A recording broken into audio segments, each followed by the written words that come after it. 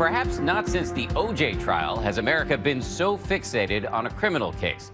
The new Netflix documentary series, Making a Murderer, has millions of us dissecting and debating the bizarre story of Steven Avery. And so tonight we're going to take you to the place where it all unfolded to meet the central players and examine the evidence the documentary left out.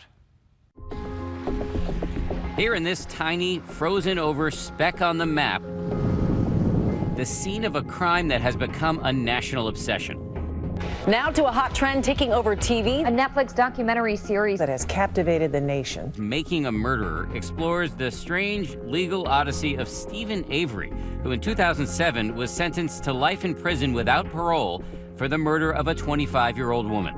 In the 4 weeks since the series was released, a frenzy of binge-watching, fueling conspiracy theories and outrage, both among those who think Avery was wrongly convicted, framed even, and those who think the documentary is, at best, misleading. Wake up, Netflix! So I've come to Manitowoc County, Wisconsin. After having absorbed 10 hours of this story, to actually be here is strange. To see if I can wrap my head around the mystery at the heart of this saga. Is Steven Avery a killer? The documentary begins here in 2003. Steven Avery had just been released from prison after serving 18 years for a rape he didn't commit. I'm glad you're home, honey. Exonerated by DNA evidence. But then, 2 years later, just as Avery is in the middle of a multi-million-dollar lawsuit against the authorities who put him away, those very same authorities charge him with murder. I want people out there to know that I didn't do it. I'm innocent. The once celebrated face of wrongful convictions, now accused of killing and dismembering Teresa Halbach, a young photographer who'd come to the Avery family's scrapyard to take pictures of a vehicle he was selling. Her charred remains found near Avery's trailer. It's hard enough, going to prison for something you didn't do. Then you got to do it all over again. The story caught the attention of two aspiring filmmakers, Moira Demos and Laura Ricciardi, who packed up and moved to Wisconsin. We were there because we wanted to ask bigger questions about the system. Is it guilty beyond a reasonable doubt? And is the process fair? Can we trust the verdict? They ended up devoting a decade to the project, gaining extraordinary access to the main players, from Avery, who spoke to them by phone from jail. They wouldn't look at nobody else. They're paying all their attention to me. To his family, waiting on the outside. They don't care. They'll take an innocent man and make him guilty, and that's what they're doing right now. To Avery's defense team, who argued that their client was being railroaded, alleging that the local sheriffs, furious about Avery's lawsuit, framed him. How many times will Steven Avery be charged in Manitowoc County with rapes he didn't commit? The filmmakers capture key moments. Let me tell you, this is a red-letter day for the defense. Like when Avery's attorneys discover that a vial of their client's blood, evidence from his first wrongful conviction, appears to have been tampered with. Some officer went into that file, took a sample of Steven Avery's blood, and planted it in the RAV4. Also in the film, we see that the lawyers believe the police planted something else, the key to Teresa Halbach's Toyota. When you came into that bedroom the first time, there was no key on the floor, was there? That's correct. It wasn't discovered until the 7th search of Avery's bedroom, and it just so happened to have been found by two members of the local sheriff's department who had recently been deposed in Avery's civil lawsuit. Sitting here today, all these years later, do you still believe that the department or members of the department framed Steven Avery? I'm still left with real reasons to suspect that. Making a Murderer has transformed Avery's former defense attorney, the eloquent and emotional Dean Strang, into a sort of digital age folk hero. Redemption will have to wait, as it so often does in human affairs. We met him in his office where he said the case still troubles him 9 years later. I want him out of prison, and really am sort of haunted by the concern that he's sitting there innocent. In stark opposition to Strang, some on the internet have identified a villain, the man who put Avery away, prosecutor Ken Kratz. When we arrived at his office, he showed us nasty emails. I hope your daughter gets raped and murdered. And threatening voicemails. I'm going to do everything in my power to free Steve Avery, and then I'm coming after you.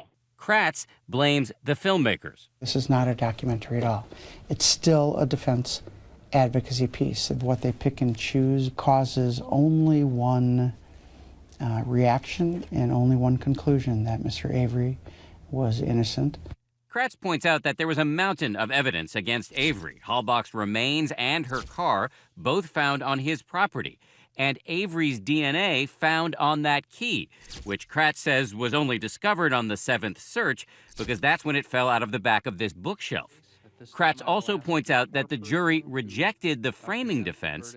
We, the jury, find the defendant, Steven Avery, guilty of first-degree intentional homicide, in part because they saw vital pieces of evidence the documentarians excluded, including that Steven Avery's DNA from sweat was also found on the hood latch of Teresa Halbach's RAV4. Why is that important? Because you can't plant, first of all, sweat. How do you leave that out of the documentary? If his hand was there, why didn't you find fingerprints? Well, they're looking for DNA. That's what was looked for, and that's what they found. So you're saying they didn't look for fingerprints? I don't know. I would imagine this would be a pretty important thing to know. You're alleging that he drove this vehicle and hit it. I would imagine his fingerprints would be all over the thing. They might have. I don't have the case file. According to Kratz, perhaps the most damning omission in the series, Avery made 3 calls to Halbach the day she went missing, and also requested her by name to come photograph the van he was selling. Steven Avery did not just come upon Teresa Halbach by accident. He targeted her. If, as you say, Avery was targeting Teresa Halbach, why would he call and specifically request her? Wouldn't that just be a trail right back to him? He believed, at least my theory is, that using a different name and a different phone number was good enough. But that would require him to be pretty stupid. Okay. We ran Kratz's complaints by the filmmakers. His argument is that you left out some key things, and that in the end, it was pro-Steven Avery misrepresentation. I disagree with Ken Kratz. It would be impossible for us to include all of the evidence that was presented at trial. That's called a trial. What we made was a documentary. Kratz himself later said that he presented a circumstantial forensic science case, and that's what we tried to show in the documentary. He did not have direct evidence of Steven Avery's guilt. I'm sure if he did, he would have used it. Sometimes lost in the uproar over the Avery case, that he was not the only one convicted for the murder of Teresa Halbach. His 16-year-old nephew was also sent to prison, in part because of what he told police. Who shot her in the head? He did. Why didn't you tell us that? Because I couldn't think of it. But was this admission coerced? The controversial confession up next. And the surprising twist that landed the winning prosecutor back in the headline. Serial sexter? Plus, our investigation leads us down that dead-end road. That's an Avery family member? Probably. When Nightline returns. Be honest. You went back into that room. Don't let us down, Brendan. We know you were back there. For some viewers of the Netflix documentary series Making a Murderer, this is the most infuriating part of the story. Brandon, were you there when this happened? No. Was she dead there then or not? Yeah. How do you know that? Brendan Dassey, Steven Avery's then 16-year-old nephew, admitting he helped his uncle kill Teresa Halbach. Tell me where he shot her. Like in the head and in the belly and the stomach. Critics say this video shows Dassey, who has a low IQ, being manipulated into giving a false confession. Looking at the interrogation tape of Brendan Dassey, what leaps out to you? Cognitively impaired, naive young man led by intelligent, well-trained adults who's a manipulative set of techniques to try to get him to reveal details or adopt a storyline suggested to him. Am I going to be at school before school ends? Probably not. But the judge ruled that the confession was given freely and willingly, and so it was allowed into evidence during Dassey's trial. You feel confident that what we're seeing is a legitimate confession? Yes. I would invite any of your viewers to read the entire transcript and before, again, buying what is spoon-fed them. Even though during his trial, Brendan said he made it all up, he was sentenced to life in prison. We, the jury, find the defendant, Brendan R. Dassey, guilty of first-degree intentional homicide as party to a crime. While so many people across the country are obsessed with this story, How many times have you been here? 3. This is my 3rd. this woman has taken it to the next level. They're okay letting you rummage through the file? Yeah, you have to make an appointment first. Local reporter and journalism professor Jessica McBride Okay, so there's a change of venue. That's interesting. has become a sort of freelance gumshoe. There's so much, more that didn't get through the funnel of the documentary. Combing through the court documents herself. She drove us around Mishicot, Wisconsin. The closer you get to, say, Mishicot and the area where the Averys actually live, the more likely people are to say, well, we're just certain they're guilty. People did not want to speak to us on camera about this case. And they feel really sorry for Teresa Halbach's family, who now have to live through this story yet again. The real victim here is almost forgotten in the media hype. A sentiment we heard echoed when we visited Manitowoc County Sheriff Robert Herman. Here we are a decade later. You have no concern that some of your people might have done something inappropriate with the evidence? No, I do not. Zero. Zero. In fact, the sheriff revealed to us that one of the deputies who found Teresa Halbach's key in Steven Avery's bedroom, then Patrol Sergeant Colburn, now has a new position. He handles our evidence here and our investigative division. Here's how former Avery defense attorney Dean Strang responded when we told him what we'd heard. But perhaps the strangest twist in this whole saga is that 3 years after the trial, prosecutor Ken Kratz became embroiled in scandal. Serial sexter? A third woman comes forward to say that Wisconsin district attorney sent her inappropriate messages. He pleaded no contest to 6 counts of misconduct after the Associated Press unearthed racy texts Kratz had sent to a domestic violence abuse victim. I hope to regain the trust of the crime victims community. He says his problems stemmed from a drug dependency. Being the center of attention for 18 months every day, kind of being in the limelight and things, then going back to normal. And I started medicating. He lost his wife and his job, but now, 5 years later, he says he is sober and running a business as a defense attorney, although he says his business has now dried up because of the bad publicity from making a murderer. If this costs me my private law practice, I'll take that trade, because I know I did the right thing.